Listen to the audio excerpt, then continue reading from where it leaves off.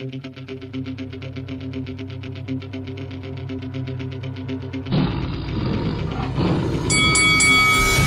this is Carl the Cobra Frutch, and you're watching Lights Out. This is Faisal Khan for Lights Out, proudly sponsored by Spartans Law. We're here at the press conference for Dillian Whyte versus Tyson Fury, or should I say Tyson Fury versus Dillian Whyte on Saturday night at Wembley Arena. Glad to be joined by Josh Frankham.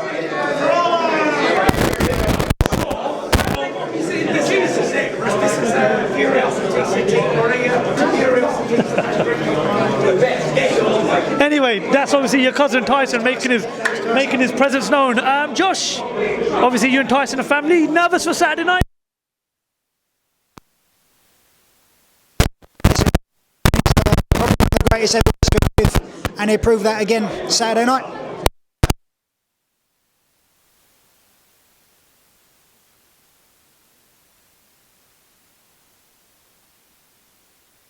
What is happening now?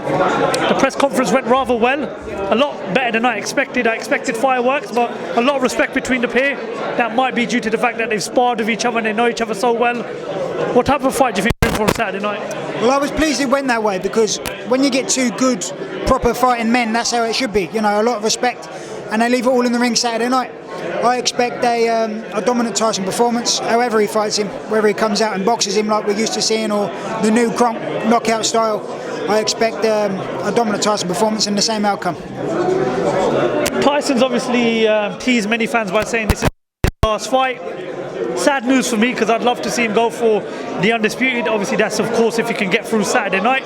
Do you believe Tyson definitely retires after Saturday night? I hope so. I hope it is his last ride, so he can sail off into the sunset. He has nothing left to prove. You know, he's won all the belts before. All right, maybe the Usyk fight, maybe dangling thereafter, but when he wins Saturday night, I'd love to see him just retire and pack up. Do you not think it makes sense, obviously, if he can get through Saturday night, to look at the winner of the Usyk versus Joshua rematch and perhaps go out on a massive high and do something that no one's been able to do since Lennox Lewis, which is of course win that undisputed crown at heavyweight? Yeah, listen, as a boxing fan, yes, love to see the fight. As a friend of Tyson, I'd love to see him pack up after this, ride into the sunset and finish as the greatest heavyweight to ever come from England. People would say that the 3 fights with Klitschko's were arguably the biggest fights of Tyson's career and probably the most 50-50th of his career because of how dangerous Wilder was. He come through 3 fights against Deontay Wilder. He took Deontay's best punches and he's still here. He's still the world champion. But how much of a danger and how much of a risk is Dillian for Saturday night? Listen, you have to respect Dillian. Like Tyson said, he's earned his shot to be here. He has a tremendous left hook, and he will try and put the pressure on Tyson. You know he's coming to fight. So Tyson's got to be on his A game, but like I said, however he boxes him, there's levels to this game, and I believe Tyson's a different level. We've seen Tyson been able to fight in many different ways. One is obviously on the front foot, one is on the back foot. Tyson's showing that he can become a different animal with the 2 fights he's had under Sugar Hill Stewart. You know, how would you like to see Tyson set up tactically on Saturday night? To beat Dillian Whyte, I would probably like to see him the old Tyson. You know, the old what beat Klitschko on his feet, picking and bobbing and weaving and making him look silly. But like I said earlier, however he comes to fight him, if he comes to try and knock him out, Kronk style, if he boxes him, I think he dismantles him. Let's talk a bit about yourself. 5-0, currently campaigning at welterweight. What's the next move for your career, Joshua? My next fight is the 29th of April, live on BT Sport. It's a big night for my family. Me, my cousin Charles, my cousin Levi, we're all on the same bill. It's the Frankham show, so catch us on the 29th of April, live on BT Sport. Yeah, as he's mentioned, obviously it's going to be a big night for your family. Obviously it's a big night on Saturday night, but you're 5-0 now. You're moving in the right direction. Shout right. I'd love that. My Uncle John won it in the 70s, so it's a massive part of our family. But that will come. I'm taking my time. I'm only a baby in the game. Step by step, some more good learning fights, and them titles will come. We'll be looking for a title at least next year, beginning the next year. I don't know what title yet. We'll see as it comes. But taking my time. step by step. The division at world elite level is action-packed, but also at British domestic level it's not bad either. Obviously, you had Conor Benn headline the show last Saturday night, doing what he did against Chris Van Heerden. Other good fighters like Mick McKinson, who unfortunately didn't get that big fight with Virgil Ortiz, but still did what he had to do with the replacement opponent.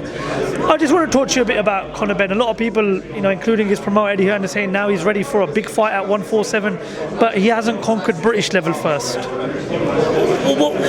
What's your take on that, Josh? Conor Benn's a very, very good fighter, and I respect him because of the way he's improved.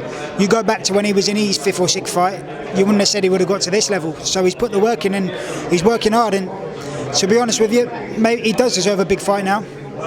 Someone like you say, Danny Garcia or Keith Thurman, someone like that. But skipping the British level, like I said earlier about Tyson, there's levels in the game, and I think you have to take them step by step. And I don't think he's fought a good enough opposition yet to mix it with the world level. So we'll see. But he's improving each fight, so you can't really knock him for that. Many people will say that skipping British level is a massive risk because it is the biggest test possibly before going on to European and of course world level. I mean, if Conor Benn was to fight at British level against any of the British fighters, who do you think is the best fight for him right now? The best British fighter? Well, out of the crop, listen, you probably have to say at the minute, after his win the other day, maybe Kell Brook, and then probably someone like Michael McKinson. They're doing it at welterweight at the minute for the British fighters. A fight I'd really love to see is David Avanesian. That's the fight I want to see Conor Benn in. Whether they take it or not, I don't know, but that's the big money fight. That's what I'd like to see. You can't talk about this division without talking about the two world champions, Spence and Crawford. Obviously, we saw what Spence did. That's all right. Anthony Sims Jr. has joined us. They told me to come over here and holler at you real quick. First of all, thoughts on this man? The Black Gypsy. That's his new name. That's his new name. Not yet. Anthony, how you doing? Doing great, man. Joshua Frankham, man, to my slick skills, old school style, power, he has it all. And people are just now hearing about him all across the world.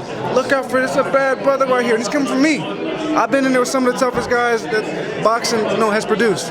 This guy's coming. First of all, just obviously get your prediction for Saturday night, Fury versus Whyte. Fury's cousin right there. How do you see his cousin getting on Saturday night?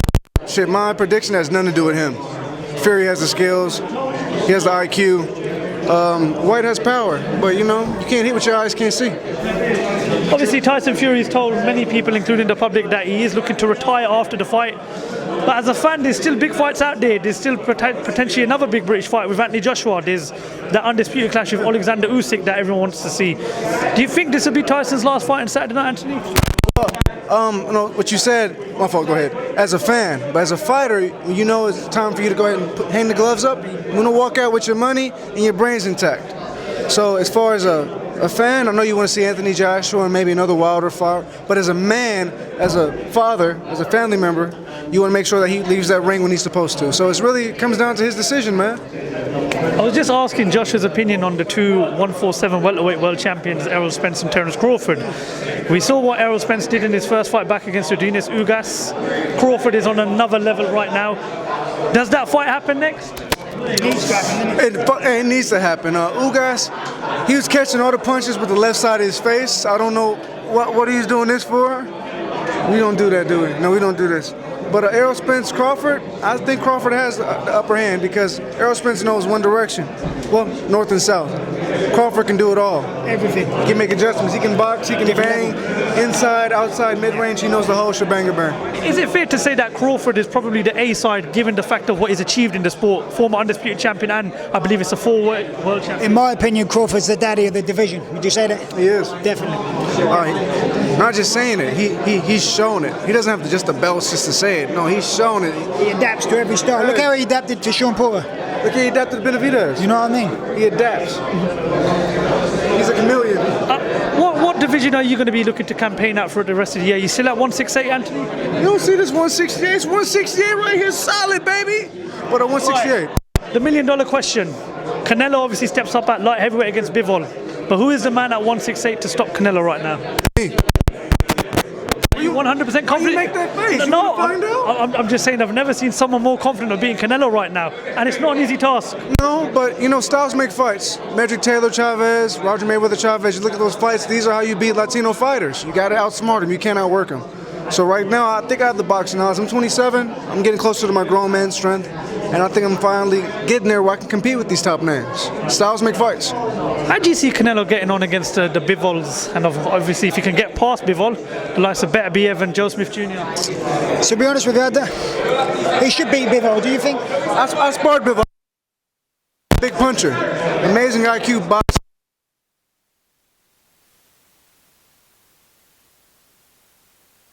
Can Canelo take on the power beat Beterbiev and Smith? Come back down. He won't see them, no. No, I don't think he'll fight either of them. I think it'd be ignorant to fight those two fights, man. There's no, He'll probably go up the cruiserweight and fight him. if he go, We've got a big 6-8 fight here up in Derby, Zach Parker versus Demetrius Andrade. Would you like the winner of that? damn right. That's what I'm here to talk about. Hey, Boo Boo or Zach Parker, make it make sense. We can do the goddamn thing. Are you 100% confident you beat Demetrius Andrade? He's shown he's a very tough fighter to fight against. Say it again. You got to get Parker first. Yeah, say it again. If you can make. How much of a tough test do you see Zach Parker being for Demetrius Andrade? That type of movement, the slickness, it's a different look for him. Can Boo Boo deal with the power that Zach Parker's bringing? I guess Styles make fights. We won't know that night. Okay, final question. Prediction for Saturday night. How does it end? Fury versus Whyte. You know, a knockout would be great, but ass whooping ain't nothing lucky about that. I'm going for Fury within 8. I don't know. Yeah, within 8. Well, Josh Frankham. Thank you very much. Jr. Thank you for talking to us. Yeah. Thank you.